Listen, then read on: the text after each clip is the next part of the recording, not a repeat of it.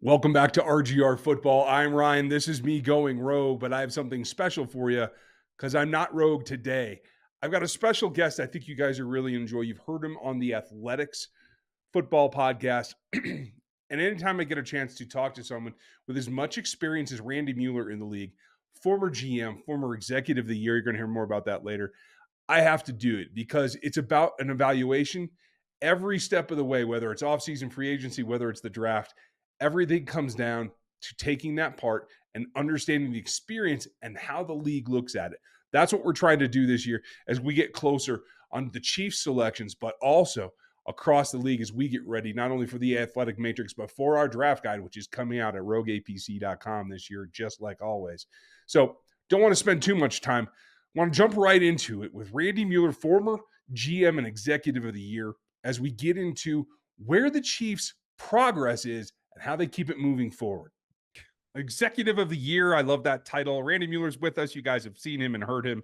You'll hear all about it later. Randy, thanks for being with us. And much like you look at whether it was the Steelers back in the day or obviously the most recent with the Patriots, the definition of dynasty changes. And I think, and right now it's such a quarterback driven league that is obviously the linchpin, but it's about supporting him correctly. And this was testament to this roster this year in not having the star power at the pass catcher outside of Travis Kelce, relying in the end on a rookie becoming your number one pass catcher besides your Hall of Fame tight end.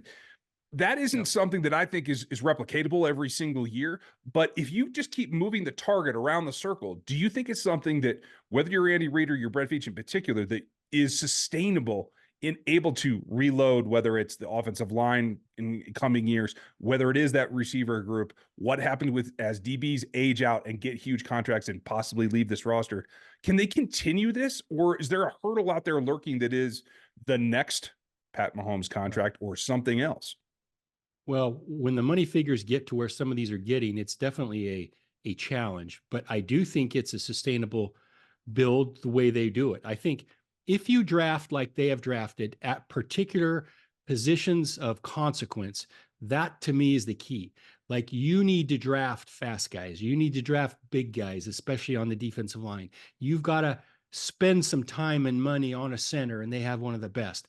These are the communicative parts of a team build that if you can minimize some of the change in these important areas, I think it gives you a really good chance to succeed going forward. But yeah, I mean, they've done it with a different group.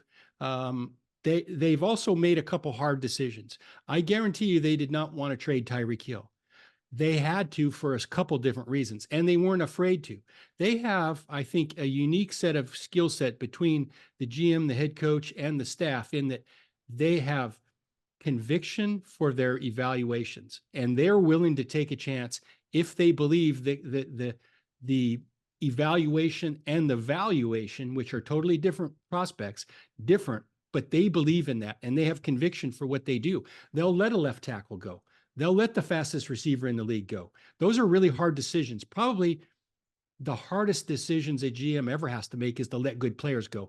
I'm always guilty of this. I don't want to let any good players go. No matter what, I want to find a way to keep them. And sometimes that can work against you. And so sometimes you can't fall in love with them. But at the same time, you're going to be searching all the time, even at positions of strength. But I think you have to acquire them in the way they've done it, where you have to acquire that young ascending receiver like Rashid Rice, the center. You've got to produce a running back room with maybe a 6th or 7th round pick and get your mileage out of that. They tried the Clyde Hilaire deal, and that was okay, but it's still not what Mike Shanahan did for years in Denver, was drafting running backs in the 6th or 7th round. So there's a lot of philosophy here. It's just not no brain luck that they come to a team build that has a window that's continued to be open even after all the change. And those changes are only going to keep coming. Let's talk about the future of this organization for a little bit. Recently, Brant Tillis has departed for Carolina, a guy that has been central to the negotiations of Travis Kelce deals, the Joe Tooney deals, obviously the Mahomes deal, along with the representation. But that is a linchpin that I don't think most people really see on a day-to-day, week-to-week process of just how important managing the cap is not just for the GM, but for guys like Brian Sellers who are designated and that's their role. They may be structured different, they may be called something different, but I know this, growing up in the world and in the business, when I was a GM, it came all under your umbrella, right? I did contracts, I did cap management, and I did all the evaluations for Seattle for years. And so now they've split that up.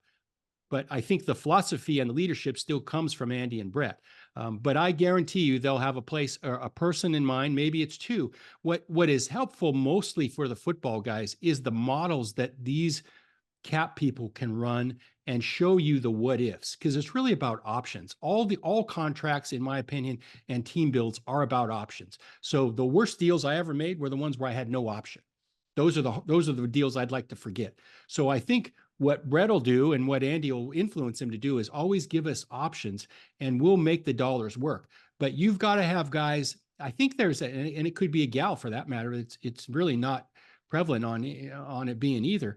You've got to have a person in place as your lead contact person who has a soft touch with saying no, but a hard line when they have to. And sometimes it's a good cop, bad cop, where the GM can be the bad cop. You can blame the GM for it if you're not the one on the phone. So these cap people are really smart at that. It's a people business. You can't beat players. You can't beat players' agents down. That's just not the way to really do good business. So you've got to find a way to kind of build a consensus and say no in a good way, but yet give in and make the player feel like he's the most important part of this piece, which truly they are. I don't know if that makes any sense. No, I feel what you're saying there. Like the pole needs to get longer when you're on that tightrope. Like it's difficult, and I think experience comes into play in a number of ways. And like you said, that AB good cop bad cop thing can also play off as well. Without Tillis, I think Brett Veach is going to have a bit more of a difficult. He's going to have to take a little bit more on himself and playing maybe both roles.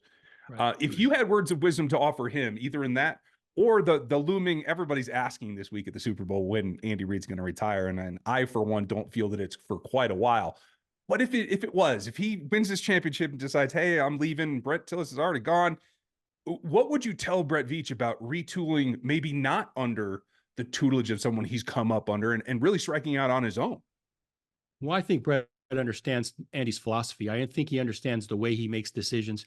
And I think as an organization, when people are together for the amount of time they've been together, you kind of develop your own ways of doing things together. And so I think, and I'm with you, I don't see Andy walking away anytime soon. But if he did for whatever reason, I think the foundation is there. It starts, I'll be honest with you, with ownership and with Clark Hunt and the consistency that he gives this franchise every day.